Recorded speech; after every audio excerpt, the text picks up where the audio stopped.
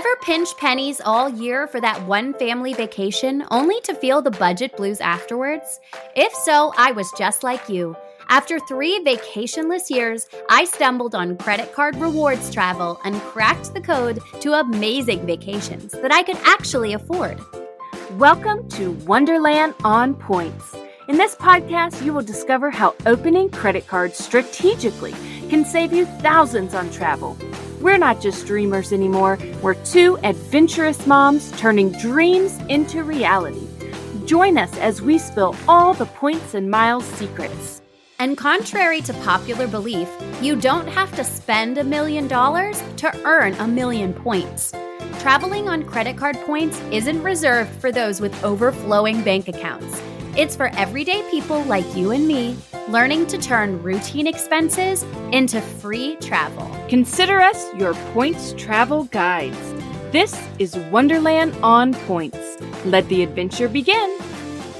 Hey everybody, we have a quick pre-show announcement to make. The episode that you are about to hear is awesome. It is about Bora with our friend Emily Eats and Explorers. This is a true dream trip. So aspirational. It is a pricier trip. This is a luxury resort. It's incredible. And it was going to be something that we were like, this could be really special, but it could be hard to attain. But before we tell you all about it, we want to let you know that right now, at the time of this release, there is a transfer bonus from Chase to Marriott, 70% transfer bonus. It is crazy. It ends on November 30th.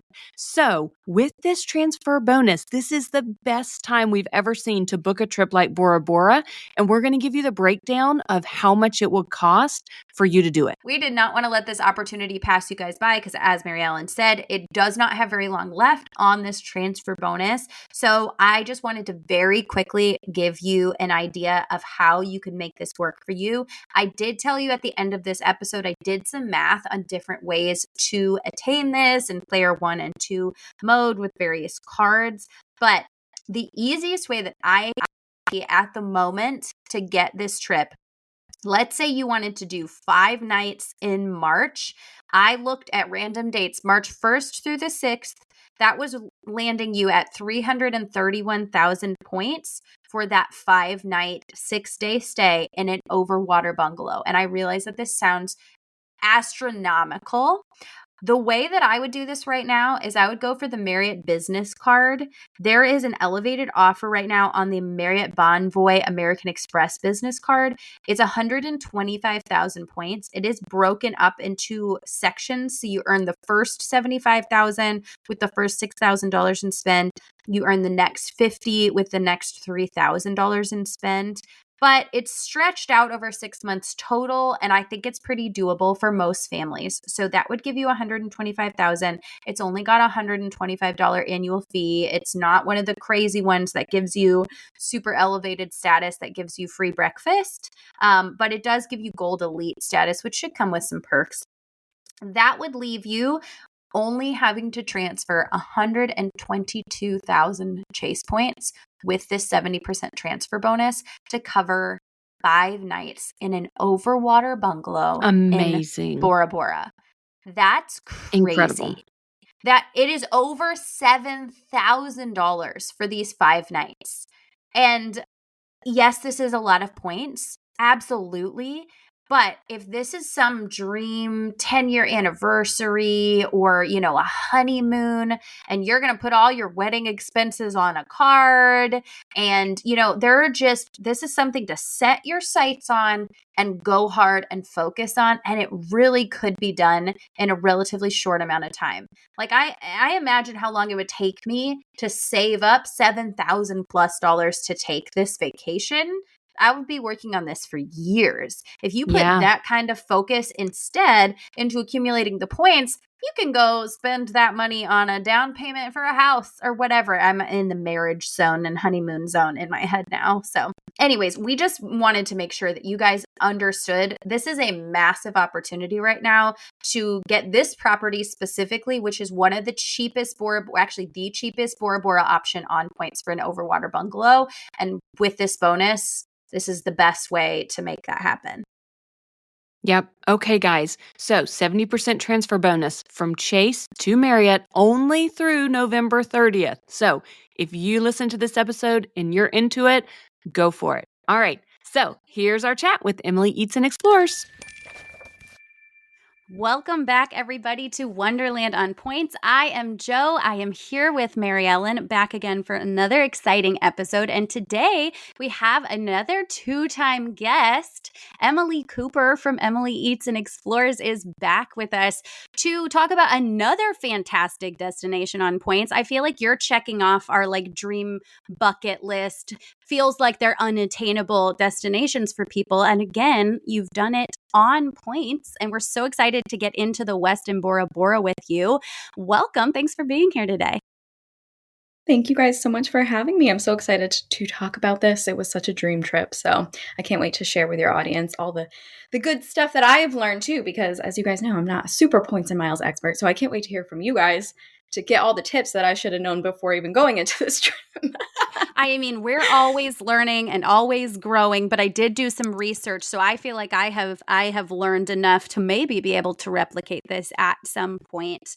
But this is a super fun property that we get to dig into because we did cover Tahiti and Bora Bora previously. People will remember that episode with Annie from Let's Travel Talk, but we did not talk about the Westin Bora Bora. And after all of my research, this is the cheapest way right now that you can be on Bora Bora in an overwater villa. So we're going to dig into it in a little bit. But in case our audience does not know who you are or did not catch our last episode, please just tell us about yourself and your Instagram platform, your background, and how you came to start dabbling in points and miles, since it's not really your main focus. Yeah, sure. So hi, everyone. I'm Emily. As we said, I'm from Massachusetts, born and raised. I was an epidemiologist for 4 years until the pandemic, decided to take a career break. And that ended up turning into now almost 3 years of pretty much full-time travel. I started my Instagram just for fun to show my friends and family what I was doing when I was traveling, taking this 6-month career break. And then I was going to move in with my now husband and go back to work in a hospital. But yeah, my accounts just grew. I was able to work with brands, tourism boards, all of that stuff very quickly. And that led to a lot of questions, which led to now my membership called the Travel Boss Membership, where I now help travel content creators help grow their platforms, help grow their income. And it's just been so much fun. What a journey. I still can't believe that I'm here today getting to talk to you guys. And honestly, points and miles, I obviously knew the very basics of it's good to have a travel credit card, but I never knew about how you can transfer those to different partners. I thought, okay, if I was going to have Capital One points, I could use that in the Capital One portal, that kind of stuff, very basic. But one of my good friends, Ashley, you guys know Ashley gets around. I'm going to shout her out a lot here, which I'm not doing that just because she's my friend. We're sisters at this point. And I'm I hate giving her a pat on the back, but she's been very helpful in all of this. So she actually started running a conference. I was getting involved in that as the MC, and I started learning more and more from these other creators who are going on these incredible, incredible trips for basically free, not just doing I would get, sometimes we would go on a road trip and I would get the rental car for free or something like that. Now it has totally expanded. As we said, I have done an incredible Kenya trip on points with Ashley, and then most recently my honeymoon. So amazing what you can do with them. And I definitely am still touching the surface of it. Yeah. Well, you've learned quickly. You learned quickly enough to plan a pretty spectacular honeymoon. Before we get into it, I do want to say, if anybody is wondering, the conference where Emily learned a lot of this is the Travel More conference that you guys have heard us talk about, where Joanna and I were honored to be speakers this past year. So we'll keep you updated on any Travel More news for future years. But let's get into your honeymoon. So I first want to know, because you have traveled all over the world. You have been to incredible places. So for your honeymoon, what inspired you to choose Bora Bora, and why the Westin Bora Bora? Yes. Okay. So this is a little bit of a story, but I was talking to my now husband, my then fiance, and we were going back and forth a little bit about where to go. Because as you said, I've been to a lot of incredible destinations. We've been to a lot of incredible destinations together. So it was like, do we want to do something that we have already done that we know and love? Do we want to do something that's a little bit more out there and adventurous? And so my husband realized, he was like, okay, I'm going to have this time. My work is like, you do, go help for however long you want, like 2 weeks we ended up going for. So he's like, let's just do something that feels a little bit more bucket list, a little bit harder than what we could do if maybe we could bop over to Europe for a week or something along those lines. So that's how we decided to go to French Polynesia. I had initially booked Morea because as I was doing research, I think Bora Bora intimidated me. Everybody was saying it's so expensive. It's so hard to do. Like, this is something that's going to be, it felt like it was going to be really outside of my price range. Mm-hmm. So I ended up booking the Hilton Morea. I ended up booking a Overwater bungalow, one of the nicest Overwater bungalows there. And that was going to be our splurge.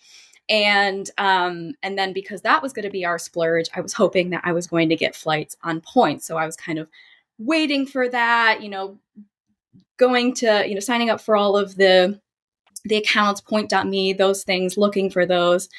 But then Ashley, she has a subscription for cheap business class flights. She ended up sending out an email for a cheap business class flight to Tahiti. And if you're going to Morea or you're going to Bora Bora, you have to fly into Tahiti. So I looked at that, and underneath she had like a little, oh, hot tip, guys. The Westin is actually having like a big deal right now because they've just opened again. And they are doing an incredible points deal. So I was like, wait, oh my gosh, could we potentially go to Bora Bora?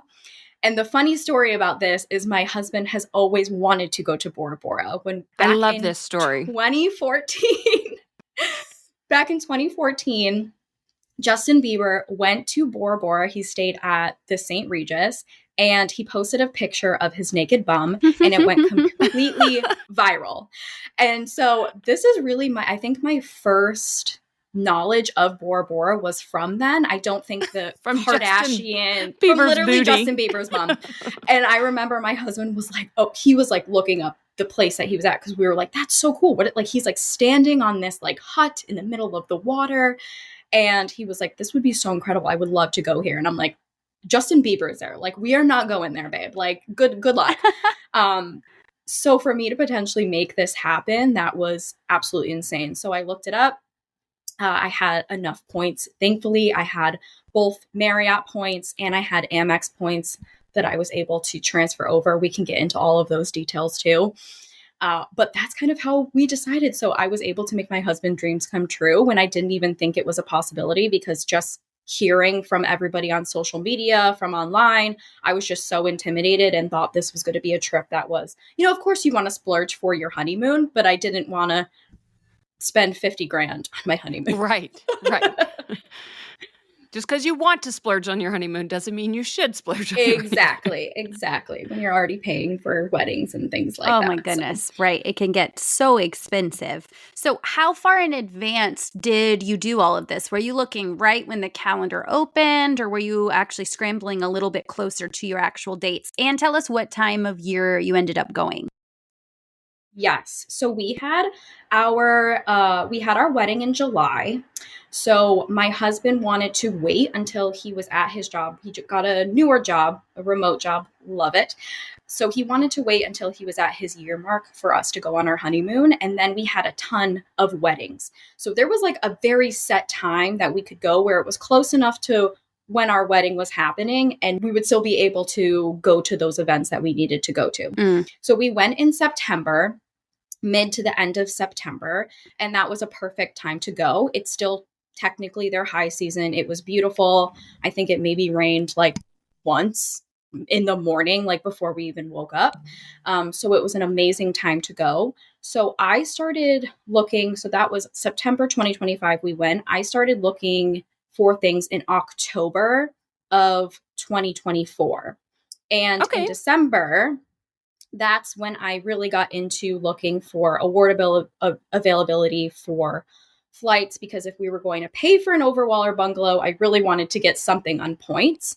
So that's when I started looking at that. And that's when I ended up booking the Hilton Maria. And I ended up getting, I forgot what they called it, but it was like an early deal or something as like I have like Hilton Gold through my Amex. So I was able to get a deal through that.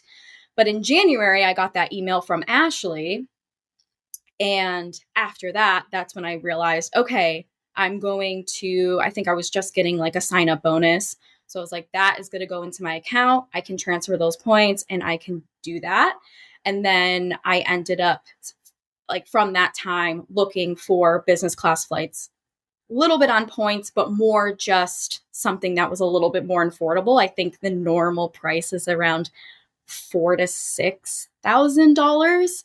So I ended up finding one from Boston to Tahiti for $4,000 on first class and business class. So I ended up booking that. So everything was booked by March 2025, and we went in September of 2025. Okay. That I think a lot of deals, it's tricky. It's like you want to plan really, really far in advance, but then sometimes the best deals come a little bit later on, closer to the time of travel. So it's Mm-hmm. really great that you were able to be flexible because you had booked the Hilton on points. I guess you were able to get those points back before booking the Marriott property. Do you happen to remember with the Westin through Marriott how many points it costs per night, or maybe how many points it does now per night? So for people in the future who want to book this, like what is the price range that they're looking at? Yeah, absolutely. And I do want to clarify. So I had booked the Hilton Maria not on point. So that was $9,000. Like that was going to be out of my Oh, pocket. wow. Ouch. Wow. Only 4 nights. 4 nights, Hilton Maria, almost My 9,000. goodness. So that's why I was like, I need to get these flights on points because I am not sweating even more. And if we couldn't get on points, we were going to fly economy. Like there was no other way to kind of like go about it. But so that's why I was so excited when I found that deal Yes. because the Westin Bora Bora. So basically, I had all of those Marriott points, right? I transferred into the account and I was always planning on booking the Westin because of the deal that they were having. And by the time we went in September of 2025, they just celebrated their first year of opening. So they really did want people to come. I think you can still get it like a pretty good deal.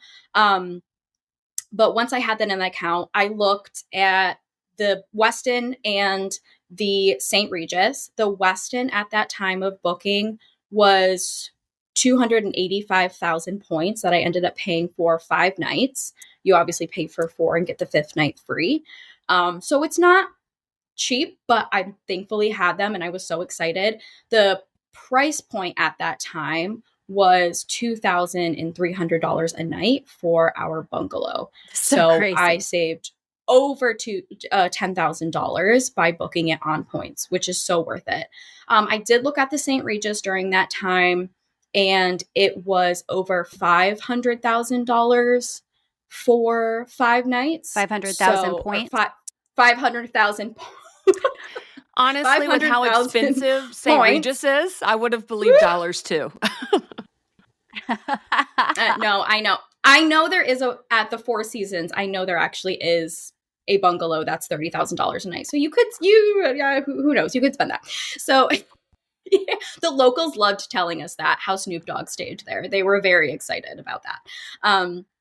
But yeah, so I was like, okay, I've heard great things about the St. Regis.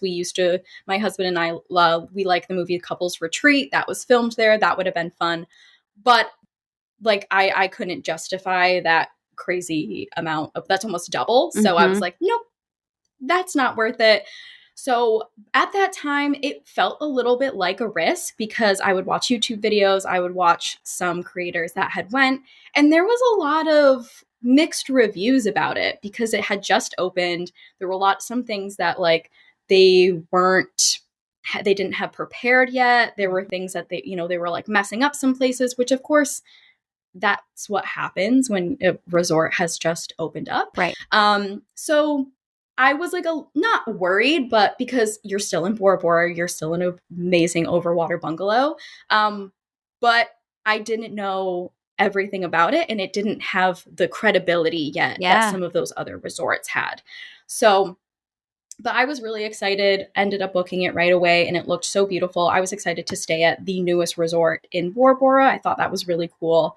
And obviously it worked out amazing, and I basically have no bad things to say about it. Yeah, I am more than okay with people working out their kinks on me if I'm in an overwater bungalow in Bora Bora. Mhm. Like, it's fine. Whatever your mistakes are, it's fine. But I'm like so easygoing. Same. But I Mhm. feel like everyone needs to kind of evaluate their own personality and like what is really important to them.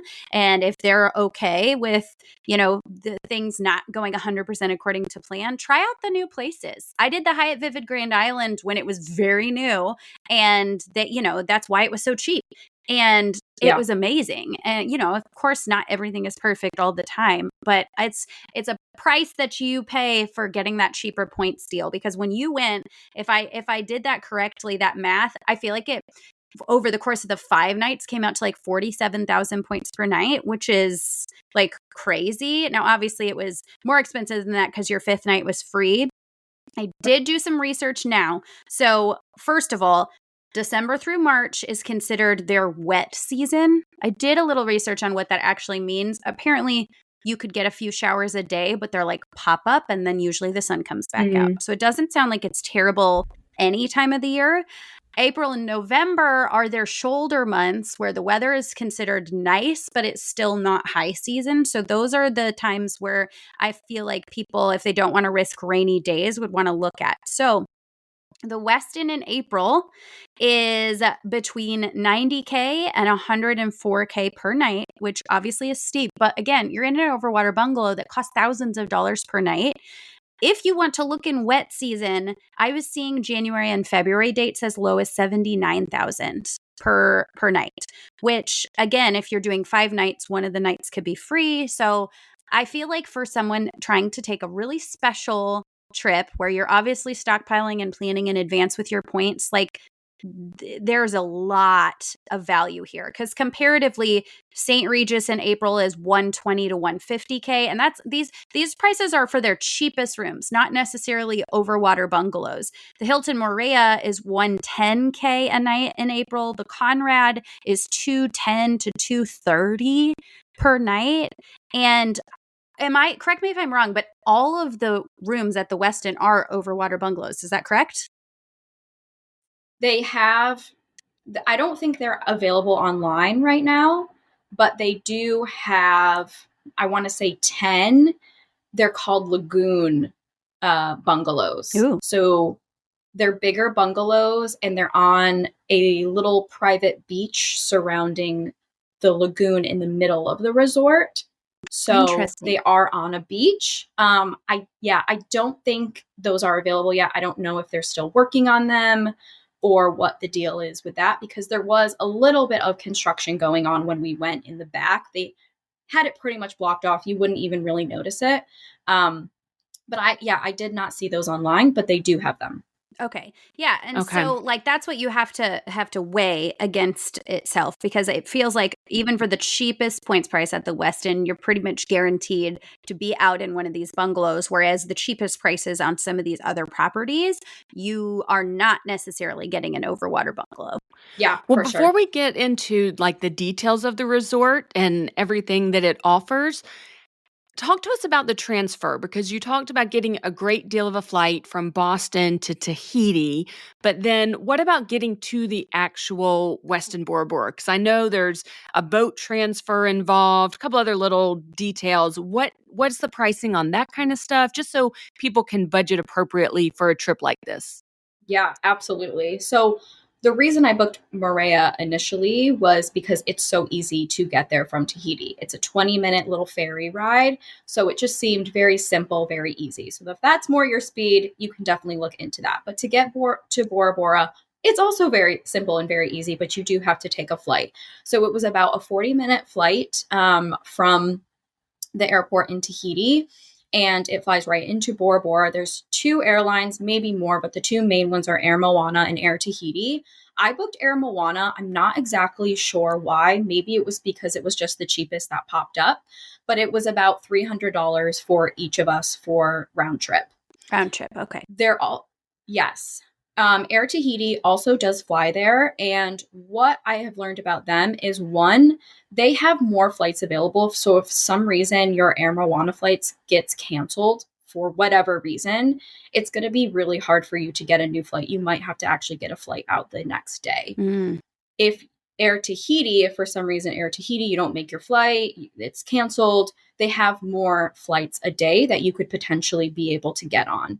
Plus, they also have a island hopper pass that you can get. And the cheapest that I looked for that was actually like maybe $400. So it wasn't even that much more. Oh, wow. But again, we were kind of wanted to be a little bit lazy on this trip. Yes. So island hopping wasn't on our radar, but it definitely would be really cool. Now that I've been, I'm like, oh yeah, we definitely could have done it. It wouldn't have been that bad, because we did spend a little bit of time in Tahiti, but that is an option if you were going, you want a little bit more of the adventure, you want to stay on those a little bit more like remote islands. You can also do that with the Air Tahiti pass. So both of those are good options, but we flew Air Moana. Really easy, really amazing. You fly into the main airport in Bora Bora. It's like absolutely incredible. When you get off, you're welcomed by music, and the employees on the ground, like, usually they're in vests, they're in uniforms. No, when you're landing in Bora Bora, they're dressed in beautiful gowns. It's a lot of women there. They have flowers in their hair. You're greeted with music. It's like the most amazing way to enter the island if you're flying in the morning, which I suggest that you do. So once you're there, you'll see I want to say 6 of the main resorts on the island. They all have little booths. You just go up to the Westin booth. They will greet you with a lei and kind of give you the laydown of what's going to happen. They'll grab your luggage, and then you have your private boat. This whole process took maybe like 5 minutes. By the time we talked to them, they grabbed our luggage and we were on the boat, and then we were headed on our way. So all of that is included. You do have a destination fee that you have to pay at the Westin Bora Bora. You cannot pay this with points, but it was about $600 for 4 nights, the taxes and the fees. So it wasn't anything crazy. But you do get the transfer from the Bora Bora airport. That takes, I don't know, maybe like 20 minutes. Like, it's nothing crazy. I think they try to go a little bit slower because you do get a cool tour of the island, and everybody's taking photos, and everybody's so excited because it's their first taste of Bora Bora. So that's really great. And then they also have a complimentary shuttle from Bora Bora to the main island, which I don't think I even realized there was like a main island. I don't No even idea. know what. Yeah. Okay. I'm glad. I really did not know this. There is a main island of Bora Bora. This is where like a lot of the locals live. And that is a completely different vibe than what is surrounded in the lagoon with all of these very luxury resorts and villas. But that's a complimentary shuttle that you have as well that goes multiple times a day that you can take too. So very easy, very quick. They have, before you actually arrive there, once you book, you're set up with a concierge, and they get all of your information from you before time. So they know what time your flight is coming in. They know your preferences. They know the things that you like. So they really have all of your information before you even arrive at the destination, which is really nice. It makes you feel, I don't know, Special. very taken care of. VIP. Yeah. Yes. That's what you want on your honeymoon. That is great. I want to know your first impression when you arrived, because I feel like a lot of really nice resorts do the welcome so well. But one question before you tell us about that is that, did you feel like you needed to have cash on hand for tipping? And did you do that in US dollars, or did you exchange for some local currency? Because I mean, imagine if people are helping you with bags, or you've got this boat driver, shuttle driver, like typically the resort experience means you're kind of handing out cash all over the place here and there. Yeah. So for us personally, we did have some cash initially. I did try to tip the person that was taking our luggage off or on and off of the boat, and they didn't take it. I don't know if that was them personally or what was going on with that. So I ended up just, those kind of people, we just didn't do it. Everything else, you can tip just like on your card. So we did some activities, and we asked about like tipping and things like that. And you can just like also add it onto the card and they would give it to the person that is, you know, whether you want to tip it to the um, cleaning staff or anything along those lines. So, and then everything else, all the restaurants, you obviously have to pay for. So Yes. that's something that you don't have to worry about either. So yeah, the cleaning crew, any of the excursions, any of that, you can add on there. And then everybody else was kind of more of, you know, meals and things like that, which you obviously just added Right. onto the room, the card anyway. I actually Yeah. love that because the last resort we were at, I started running out of cash and then I felt stressed at the end. So I was like, no, please Mhm. don't take my bags. I have no cash. I cannot give you a tip. Yeah. I'll take my own bag. Yeah, yeah. And I mean, if that's something that you feel like super passionate, and I think that would be kind of the only situation where that would work. I mean, there are, they do have like golf carts that will like bring you to your room and stuff like that. But I'm assuming that's kind of included in the destination fee. We literally only took it once, Yeah. like, and you didn't even have to take it. Like, but some people are quite far away. So maybe if they were doing that every day, that's something that they would want to do. I don't know. So after that situation, I just didn't know Yeah. if like any of the other people on the resort just like didn't accept them or kind of what the protocol was for that. But everything else was super easy by being able to do it on card because if you don't have cash, you're kind of screwed. Right. And I think that totally makes sense. It's hard to know because there are different parts of the world at large where like tipping is not a thing or you'll offend people by tipping them or they're already paid really well and they just are going to do a good job regardless and it's not about the tip. So it's like you have to feel out the vibe of each place. So it sounds like in general, this is just a, you know, tip for meals and definitely always cleaning staff and stuff like that. But okay, let's hear the first impression of arriving to the Westin Bora Bora. Was there music? Were there drinks? What was it like? Yes, it was amazing. If you've watched White Lotus, it felt very White Lotusy in the first season of Hawaii, where you're like coming up on the boat and the staff is all lined up on the dock and they're waving to you and they're welcoming you. There was a man playing the ukulele, and then you have like a lot of the staff that are going to like the people that are working in the check-in desks and things like that, that will like be walking you around and things. So yeah, so you're greeted very magically on the dock by the staff and they walk you into the lobby of the resort. I mean, I don't even know if you can call it a lobby because everything is like outside. Like basically nothing is really inside at this resort. Everything has like access to the elements. I guess the lobby, there was some air conditioning in there, so that was okay, but it did bring you right out onto this like gorgeous balcony.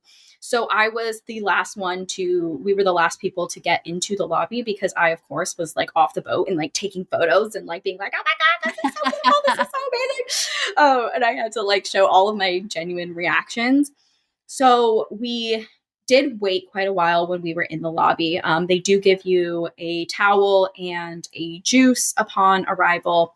And so we just had to hang out. From the time we actually arrived to check in, it was about an hour for us to actually go to the check-in desk.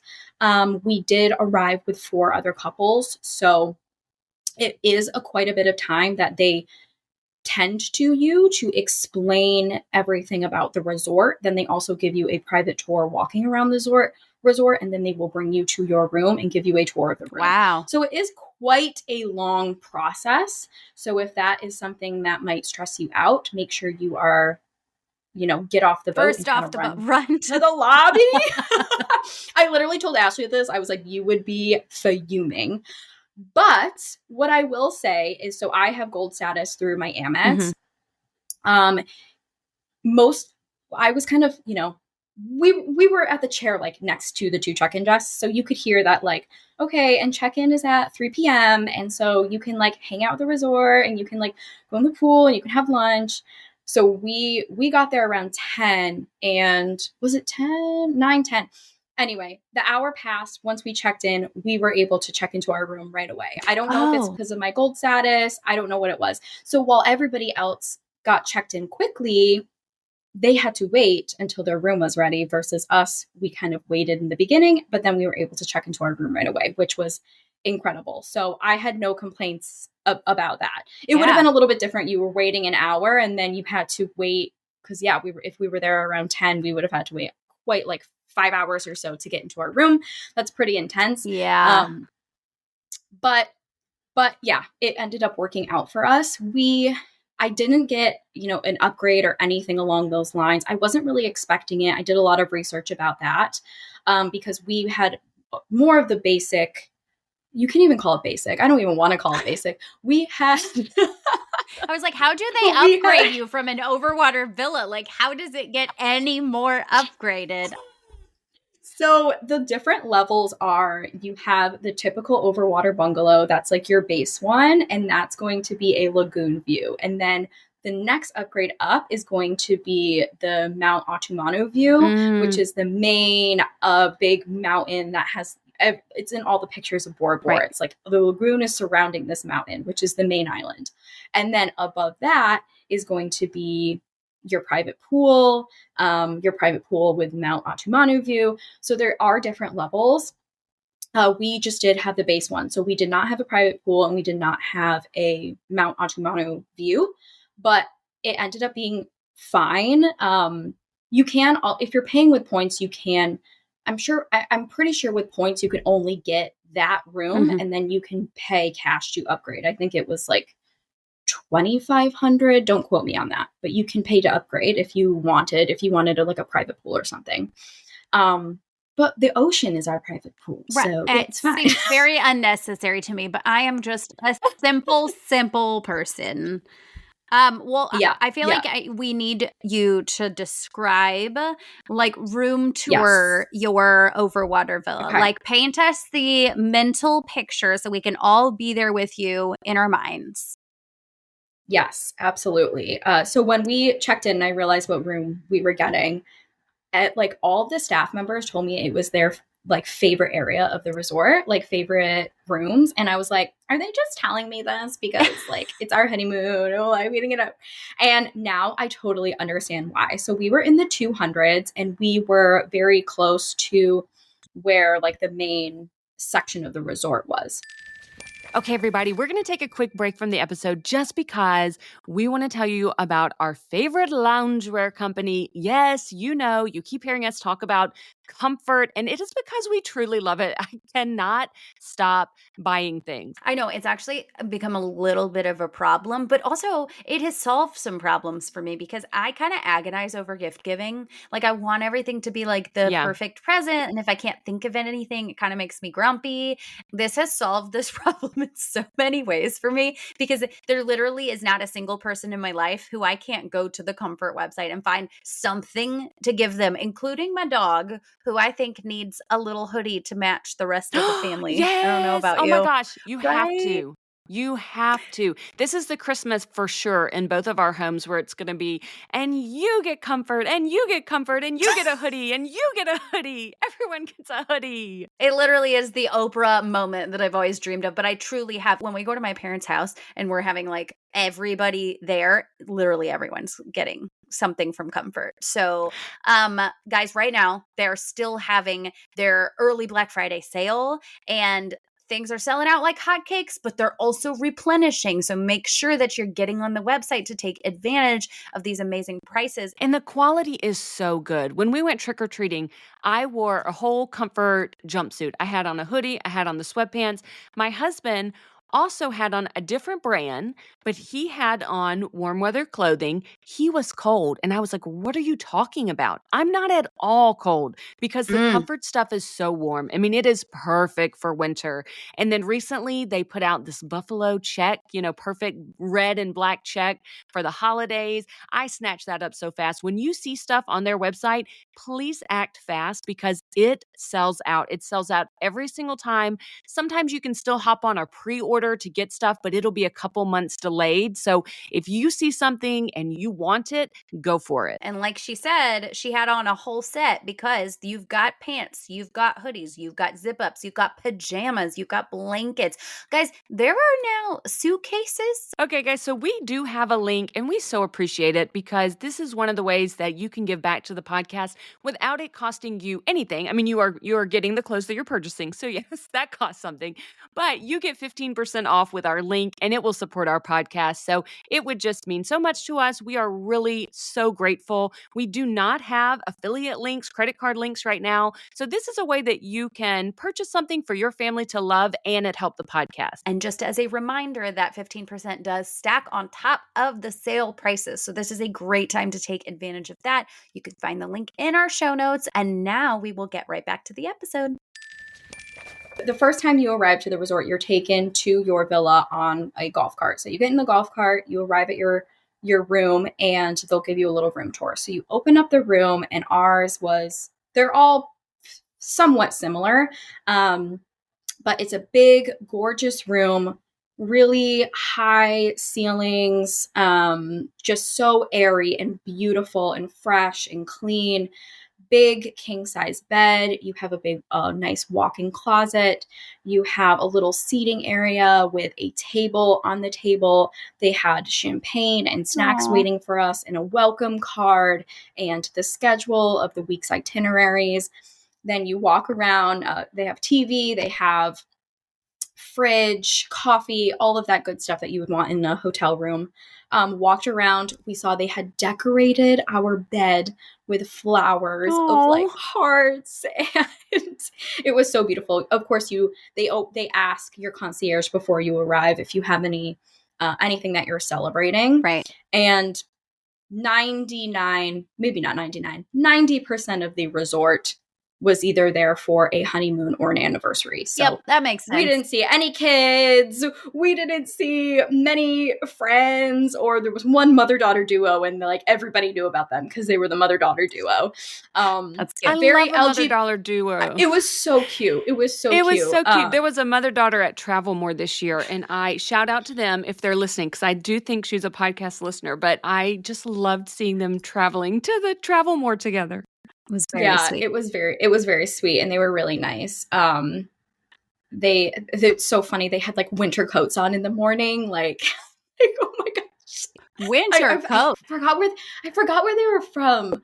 I think they were from California, but I know it was so funny. I'm like, oh my gosh. So yeah, they were cold gals, but so funny. Us so Easterners, cute. Southerners, Midwesterners are very confused by that. Oh my gosh. Yeah, it was so funny. But so lots of honeymooners, lots of couples. But then you have 2 little rooms, one for the shower, one for the toilet, double sinks, a big soaking tub in front of the window. And then you go outside, big balcony with a seating area, 2 lounge chairs, towels that they replace every single day, of course. Then you have an outdoor shower, and then you have your ladder into the water, into your amazing oasis that is private to you. And where we were in the 200s. We were facing this private island. We felt like we were literally the only ones there. There was only one other bungalow next to us, and like 3 that were curved a little bit, but we felt like we were just like private in the back of the resort facing this island, and we had a sunrise view. So you are almost always outside of your bungalow for sunset, because they have like I call it the sunset bar, but it's a happy hour bar. And so every morning we woke up for a sunrise on our balcony, and it was like so incredible. And not everybody gets the sunrise view. And I thought the sunrises were like even better than the sunsets, because there's the mountain in front. So the sun doesn't actually, like, it sets behind the mountain, but it hasn't really set yet. Yeah. But the staff said that you feel like you're like actually at the end of the world. And that's like totally what we felt like. So it was so beautiful. We saw stingrays, we saw sharks. Just in the water because there. we were in the back. just in the water from our balcony, like so magical. We had our own like little private, the coral isn't great there. That's a huge complaint people have is the snorkeling is not great. But we had like our own little, it felt like our own little private coral. And there were like the most adorable fish around there. So I went out and I would snorkel there one day. We were right next to, they have a turtle sanctuary. So you could see the turtles. Like it was so amazing. I'm so happy we got in that spot and actually didn't get an upgrade. Because it was so magical. And being in the back, the water is more shallow. So I was always thinking, okay, by private bungalow, you can jump off your dock into the water. It's deep. And if you're further out towards the mountain, you can do that. Mm-hmm. So I ended up buying, in Tahiti, I ended up buying like a floaty so I could like float because I'm like, I don't want to like tread water. But because we were in the back, it was more shallow. So we could just like wade in the water totally fine, walk all the way to the private island. You can't go on the private island because it is private, but walk all the way out. I mean, you could spend hours just walking in the area that we were in. It was so amazing. It was so magical. Yeah. And just like crystal clear blue water, right? Crystal clear blue, like so many different shades of blue because depending on how deep it is, like it's the most incredible water you will ever see. And it just doesn't get old. It doesn't get old. And then you walk out, we walked out of our bungalow and we had the view of the mountain right in front of us, which is where we took like a lot of our pictures and things. So I felt like we really got the best of both worlds because everything in the resort, it has that mountain view. So I just feel so like grateful that we got to have that sunrise view. We took like a bath in the morning with the sunrise coming up. It was so amazing. What a perfect honeymoon. Oh my goodness. And I do want to add, if you do go, I would recommend staying in the 200s because the 300s are so far away. Okay. It is a hike. It is a hike, y'all. That's a great tip. I love it. We always encourage people to email the resort ahead of time anyway. So I think it's a great idea to request the room numbers that are the best, that we know have insider intel that they are the best to request. So I love that. What other activities around the resort did you guys really enjoy besides just being right at your own little private villa and jumping in the water there? What other activities were really great? So after we watched the sunrise every morning, I usually went and I did a workout class. So they had them every single morning. They had yoga, Pilates. Sometimes it was like sound baths. So that was all included. So I would do that almost every single morning. Such a great way to start your day. And it was in its own separate little overwater bungalow with a glass floor. So you're doing, your down dogs and you have the glass floor and the fishies all underneath you. Wow. So that was super amazing. Yes, loved that. Then we would usually go to breakfast and then we would go to the pool. They have a big infinity pool that is right in front of, right behind the beach. So again, you get that amazing view. They have a pool bar there with like the most amazing staff. Like they're the kind of people that would like remember your orders, remember your name. They were so great. And then we would always go onto the beach as well, just swim in the ocean. They had kayaks and paddle boards that were also included, snorkeling gear that was included. So that staff was really great and amazing as well. If you wanted to do any of that complimentary, they had a little pool, a little beach bar that would be open for a couple hours a day where they had like frozen drinks and things like that. And again, those things are not, it's not an all-inclusive. So those things are not, we may or may not have spent $40 on drinks. It's fine. But oh my goodness. It's your honeymoon. It's fine. Yeah, exactly. That's what we were saying. We're just like, it's our honeymoon. And like, we don't drink that often. Room, it's totally fine. You did not spend thousands of dollars a night on it. So I think a little food cost is fine. Mm-hmm. Exactly. I agree. And it wasn't everything. Like, a beer was like $10. That's normal. That's fine. Just kind of their fancier things. Mm-hmm. But then they had an amazing concierge service. So you could go to them if you're like, hey, we want to do an activity. We're not really sure exactly what we want to do. They had pages and pages and pages, probably 50 different tours, activities you could book through them. So easy, so simple. We ended up doing 2 of them. We did jet skiing. So we jet skied around the island, which was an amazing experience. Fun. And you go to a little island and you have lunch and snacks, and it was so much fun. We also got to see like every side of the island and like what other resorts have, what kind of views they have of the island. And the Westin, I feel like by far has the best view of the island.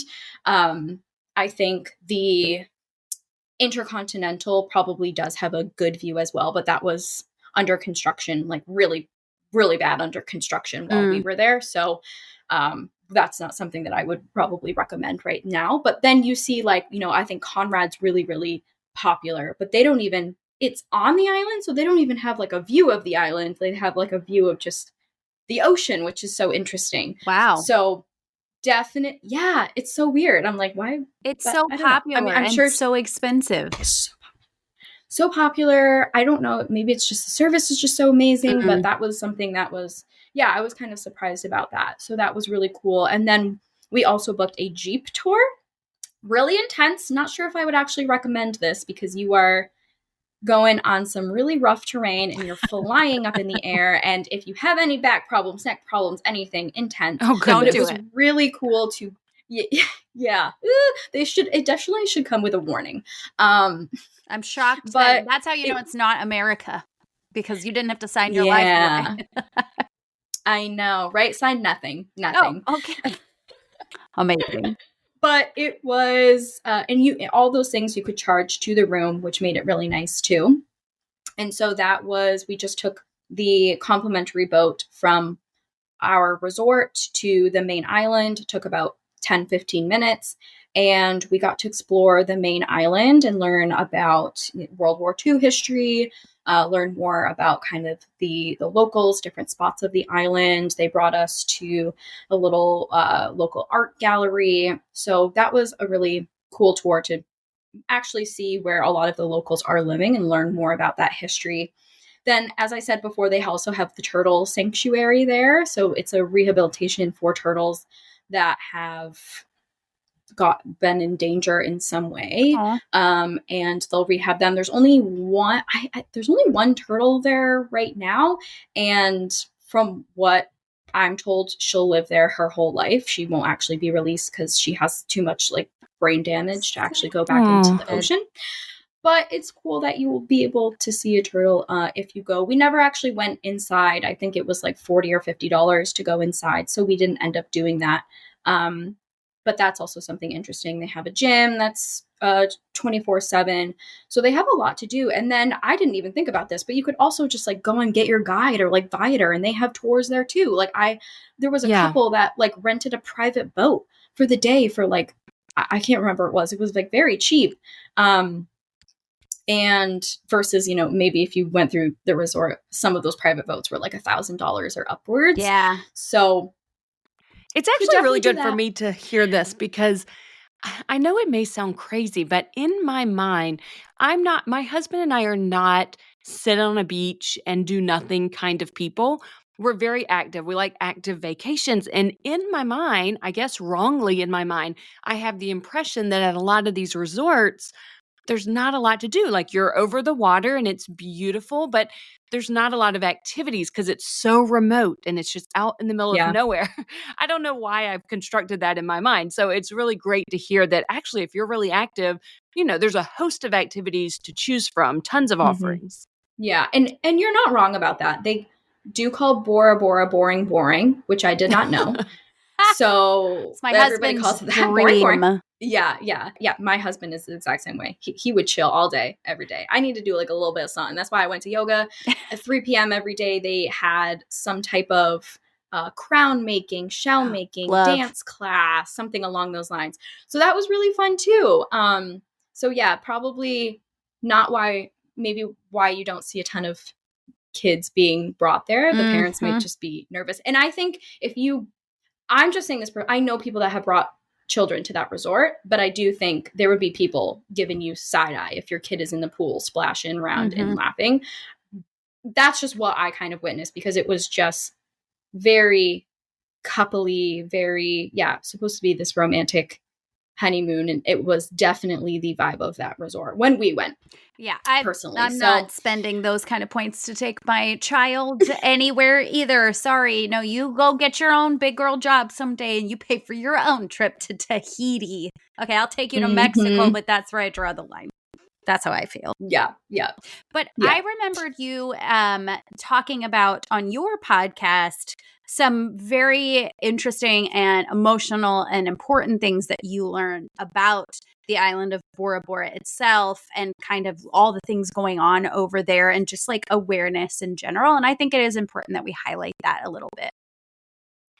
Yeah, this was definitely something, it was really eye-opening, and that's why I'm really glad I went to the main island, because there was a lot over there like I had no idea was even happening. So there's definitely still a lot of poverty that is over there. Again, it's kind of like, I guess, like a catch-22, because you are going there and you are like supporting the locals, supporting the economy, but the trash there is like, it's more than I would have thought. Like, you're thinking you're going to Bora Bora, you're going to this, what people show is like this super luxurious destination. And that is it on the outskirts. But then the island is definitely not always like that. Definitely like a lot of houses are more run down, and a lot of, stray animals and things like that. Things that you wouldn't always think of when it comes to Bora Bora. There were so many resorts that were just abandoned, and that was from various reasons. COVID, there was a cyclone that happened, and the government might shut them down for, I think they found like asbestos in a couple of them. And so they're not being sold and they're not being renovated. And so they're just sitting there. A lot of the homeless population is living in some of these, taking things out of them to try to sell them. These are just things that we were told. I don't like quote me on all of these things, but so there is definitely, I guess, a darker side to the island as well, because that is really sad that there's so many of these abandoned resorts, and then they're building all of these new ones as well. It just seems like not great. But I will say, I was worried when I saw a lot of that trash, and I was like, oh gosh, am I someone that's actually contributing to this, like by traveling here and coming here? But I will say our resort was really great at not having anything that was like a single-use plastic. There were no plastic water bottles. There were no paper napkins. There was not a lot of things. I mean, I think there was like a gift shop where you could buy like some candies and things like that was in plastic, but really nothing day-to-day that you would use that could potentially contribute to that. I'm sure there's some stuff that we don't see. But that was definitely something that was really eye-opening as well, because I've never heard anybody talk about that and had never had anybody experience that. So obviously just kind of being aware and trying to do your part as much as you can, and making sure you're actually supporting these locals, and maybe not just supporting like the big corporations, but actually going to the main island, giving back to that community, to doing those local tours that we were doing. And there are so many affordable places you can stay on the main island. I had no idea. There's so many homestays, hostels, little boutique hotels that you can go to Bora Bora and stay and still get these, gorgeous beach views and things that I think people don't notice as well. There's like a public boat that brings you from the airport there. That's very cheap. So I think just looking into all of your options, obviously the Overwater bungalow is what everybody wants to do. But there are other options as well, and definitely making sure you're supporting the local economy too. Yeah. I think that's super important. So I wanted to highlight it a little bit. I think, as you mentioned, like going through a Viator or a Get Your Guide to do a tour where the resort's not taking a cut of it, that might be something good to look into where you're giving back. And I don't think people need to feel super guilty, necessarily about staying at a resort, because those resorts do provide jobs to the locals. I imagine a ton of locals work at the resort. That's probably where most of them are coming from. So I like that the resort seemed to be doing its part in terms of trash and all that kind of stuff. And I think if we all just stopped going in general, I feel like their whole economy would collapse. So there's definitely a balance to be had, but being aware is the first step, not just sticking our heads in the sand and just showing up as our American selves, just giving, taking and never giving. So important.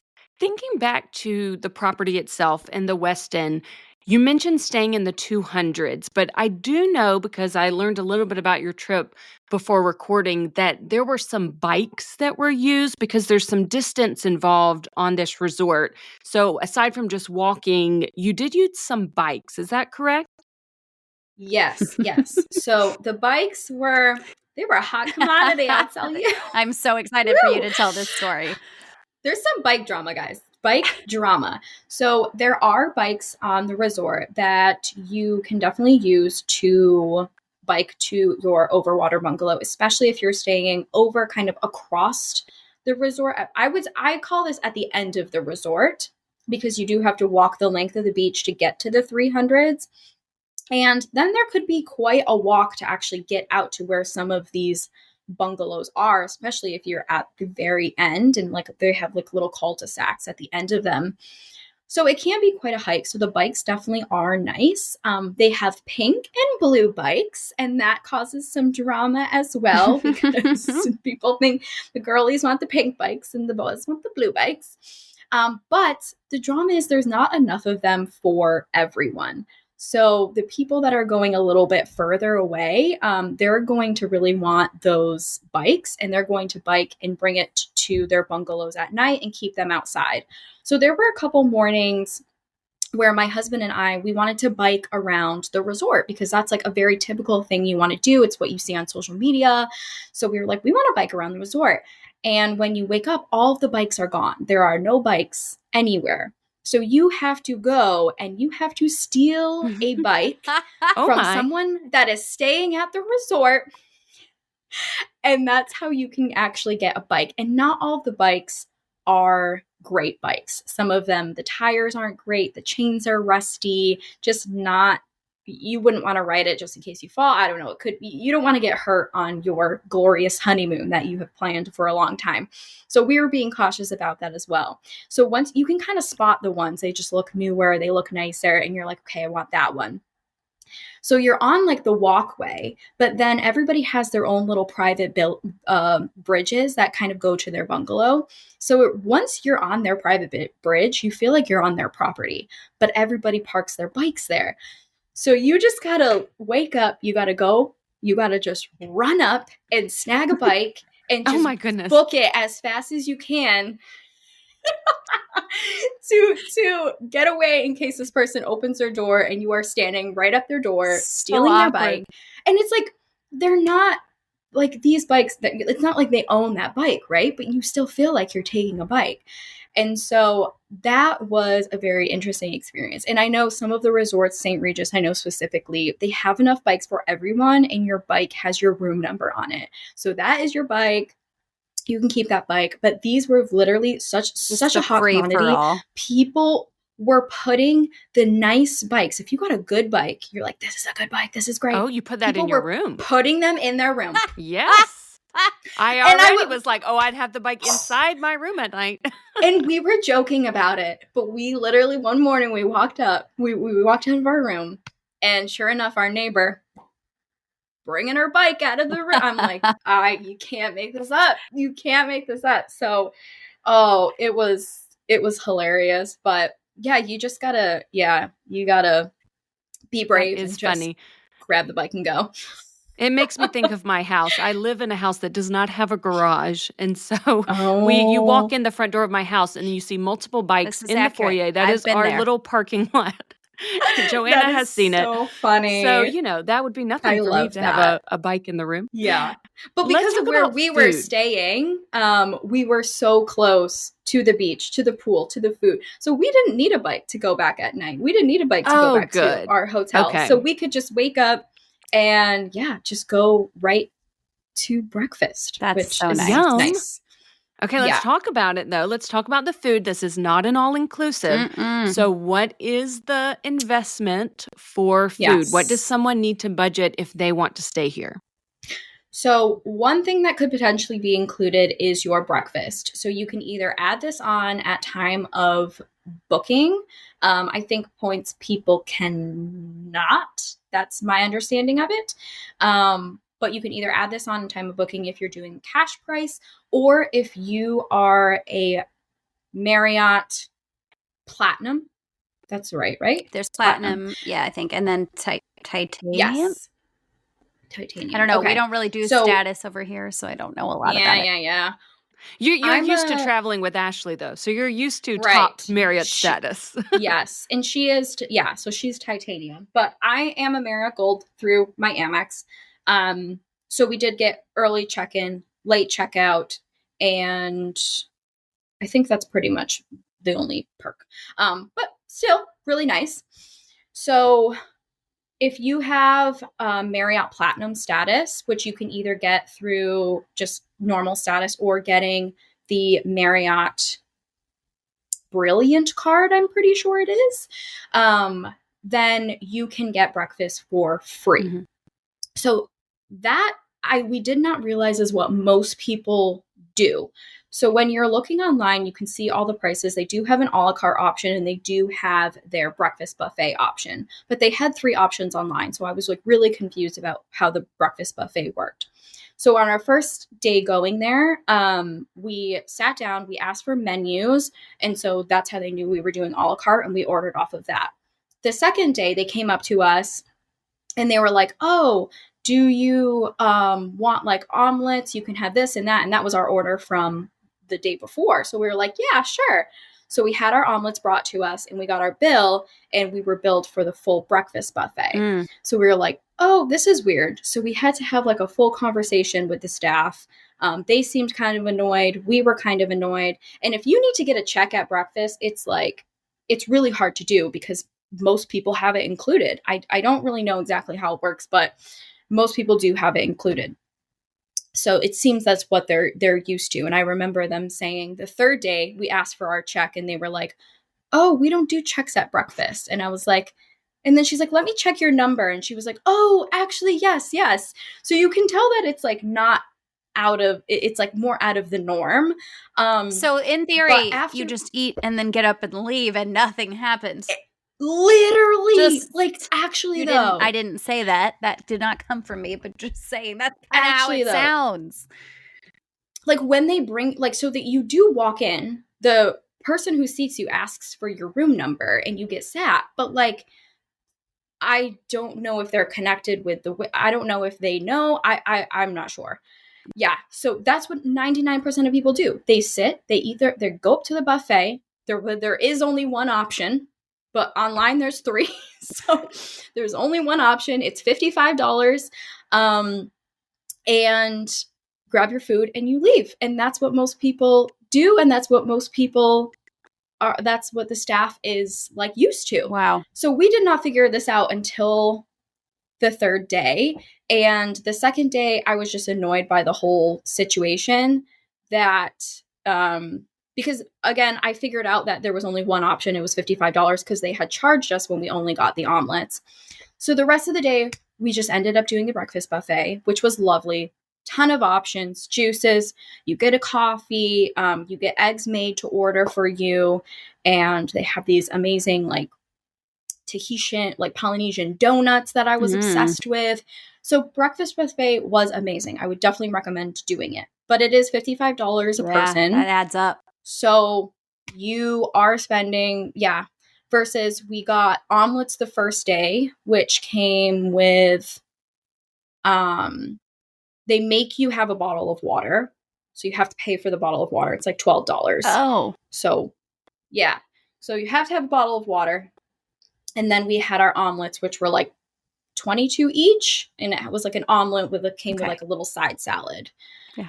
So that's a little bit better, but I was just too annoyed at that point. I was like, I just want to sit down. And it takes a really long time if you're ordering a la carte. I don't know if they do that on purpose, but I was just like, I just want to sit down, grab my food and go. So we ended up doing that for, the next 3 days. So spending $300 just on breakfast right there. Yep. But it was a lovely breakfast. But if you can get it included, if you want to pay the $600 annual fee, or maybe it's $700. Pretty high for that card.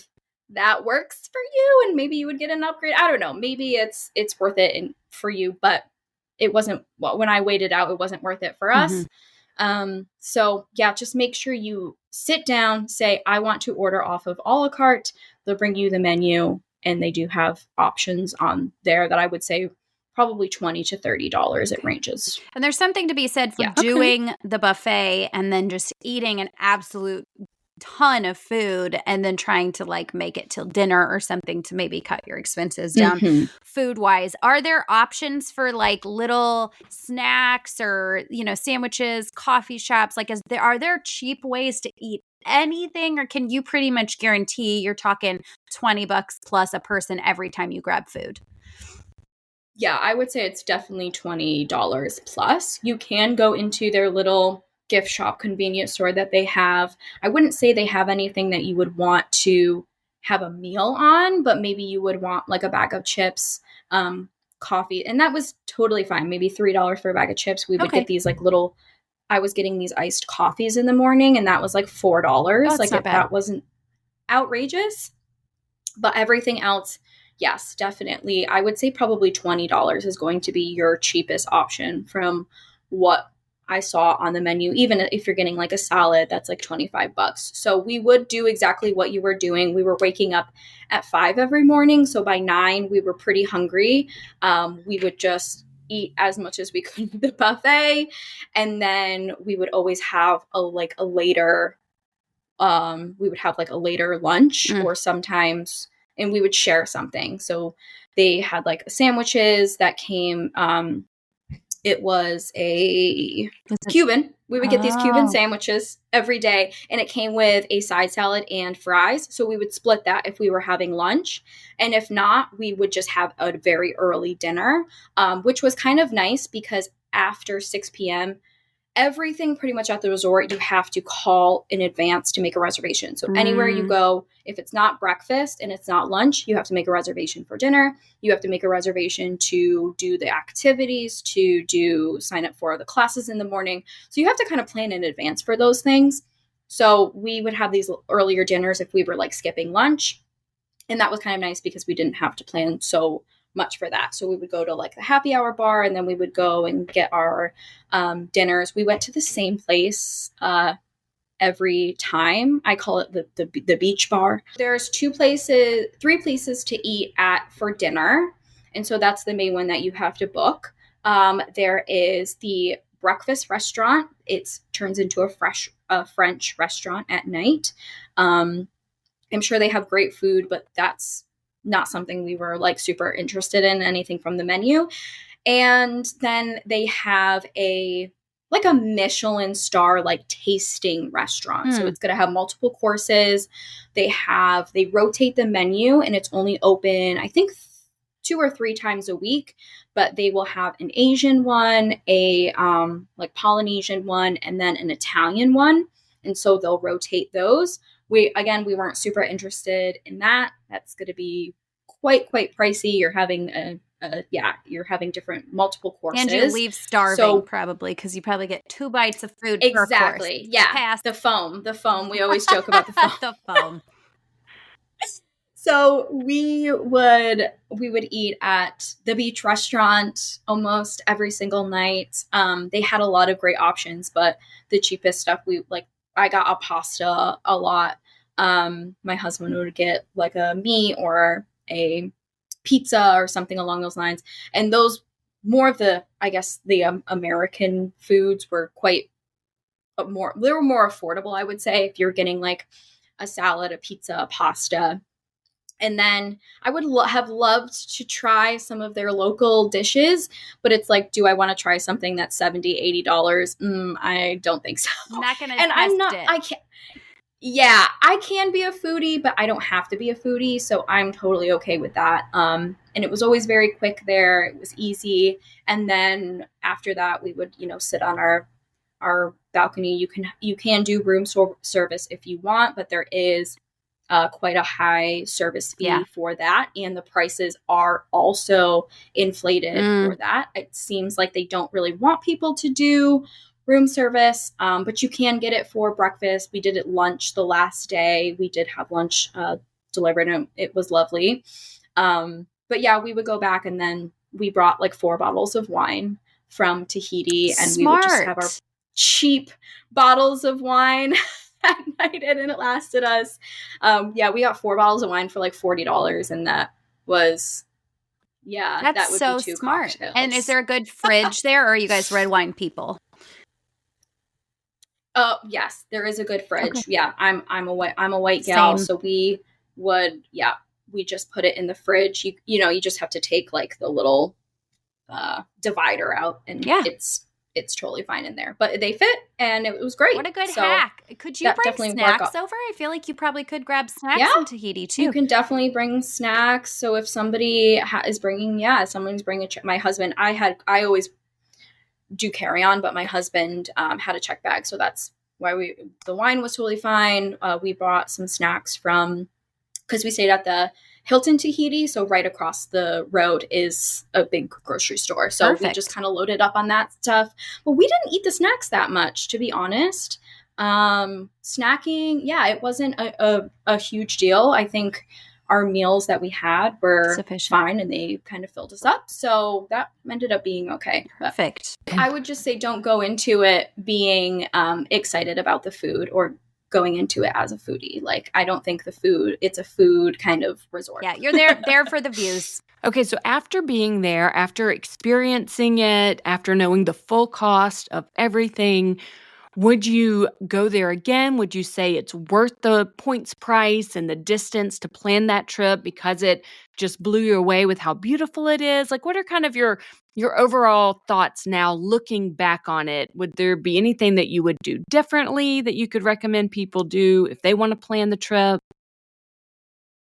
I mean, I absolutely think it was worth it. And when we were leaving, we were saying we would absolutely love to come back maybe like every 10 years or so, because it was just such an amazing experience, amazing trip. It lived up to the hype for sure. I know some destinations do not, but I think Bora Bora absolutely lives up to the hype. It is so gorgeous. It's magical. It is definitely pricey, but if you are looking for a trip to splurge, because we did end up spending, so of course we got the room covered, but with food, excursions, other fees and things, we still ended up spending $2,500. So, and that's again for like 5 nights. Yeah. So we were there the full day on the 6th day though. So it's definitely not super cheap, but it's an amazing experience, and it is so worth it. Things I would do differently. I don't think anything really. That's amazing. That's great to come away from a trip and be like, I think we nailed this. Yeah. Maybe I would end up getting the Marriott. I don't know. Maybe I would end up getting the card for the free breakfast, and I heard potentially an upgrade, but then we wouldn't get our amazing room. Right. So maybe not. Maybe bring a few more bottles of wine. Maybe we would do. There you go. There you go. I wanted to let everybody know, like, when you're looking at what credit cards can I use to help make this happen, Marriott does elevate their offers sometimes. I don't think right now any of them are particularly good, but the card that you're talking about, which is kind of their highest tier card, I think it is a $650 annual fee. Right now, the sign-up bonus is 100,000 points. I think the spend is $6,000, somewhere around there. So if you think of it, if you're going, let's say, wet season, so they say, in February, which still sounds like it's gorgeous. Everybody on this podcast who listens regularly knows I am for off-season travel. I love off-season travel. I mean, I'm going to Vienna in January. I don't think that's most people's like prime time to visit anywhere that gets cold. But you could go for the 5 nights for 316,000 points. Based on the calendar that I was looking at. So if you open that really expensive card, knock 100,000 off of that, that's 216,000 that you need to find from Amex. You can pool points with people. So you could refer your partner to this card. Both of you could open it. That takes you down a big chunk. Now, granted, that is a very high annual fee. There's one with a lower annual fee that has an 85,000 point sign up bonus right now. So maybe one of you gets the fancy one and one of you gets the, the tier tier down. So you would then get the free breakfasts and the status. I'm sure there's perks that come with that as well.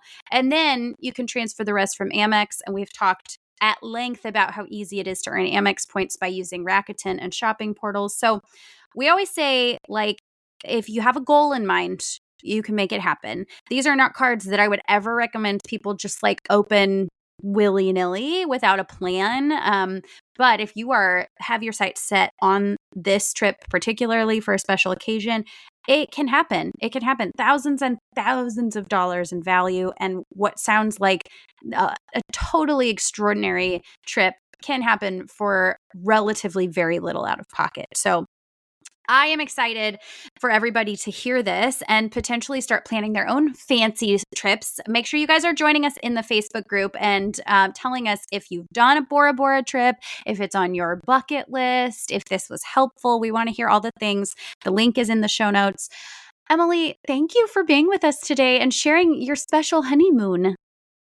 Yes, thank you so much for having me. This was so much fun. And yeah, guys, definitely let me know if you do this trip, if you have any other questions. I could talk for so long about this because I'm just totally obsessed now. Let everybody know where they can find you. If your membership is open right now, like shameless plug, Mary Ellen and I are in Emily's membership and we love it. There's so much value. So if it's open right now, highly recommend people get in there. If you are any kind of a travel creator, you will not regret it.